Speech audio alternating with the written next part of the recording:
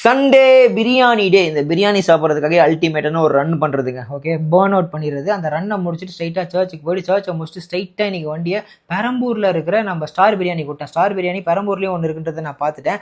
So அதனால் அங்கே போயிட்டு போட்டு மெனுவெல்லாம் சூஸ் பண்ணிட்டு இலையை போட்டு தண்ணியை ஊற்றிட்டு ஒரு சிக்கன் பிரியாணி ஒன்று ஆர்டர் பண்ணேன். அதுக்கப்புறம் பாளையம் சிக்கன் சொல்லிட்டு சிக்கன் பிரியாணி நல்லா மனமாக வாசனையாக இருந்தது. ஒரு ஆள் சாப்பிட்ற quantity ultimate. But SS Hyderabad quantity கண்டிப்பாக எங்கேயுமே வச்சுக்க முடியாது, அதை ஒத்துக்க முடியும். பட் இது சீரக சம்பாங்க, நார்மல் பாசுமதி ரைஸில் நல்லா இருந்தது.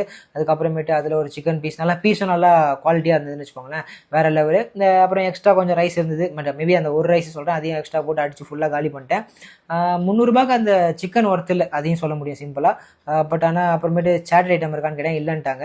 அதுக்கப்புறம் ஜிகர் தண்டாவும் அந்த இளநீர் பாயாசம் வாங்கி கொஞ்சம் கொஞ்சம் குடிச்சிட்டு தண்ணியை குடிச்சு காலி பண்ணிட்டு வந்துட்டேன். நீங்கள் என்ன சாப்பிட்டீங்க? சண்டே பிரியாணி சாப்பிட்டீங்களா? கமெண்ட்டில் போடுங்க. அதுக்கப்புறமேட்டு அங்கே இருக்க ஒரு சில தம்பிங்க கூட ஃபோட்டோலாம் எடுத்துகிட்டு கிளம்பி வந்துட்டேங்க, அங்கே ஒர்க் பண்ணுற தம்பிங்க கூட. நாளைக்கு மண்டே ஐடியா மாதிரி சந்திக்கலாம். Love you, bye.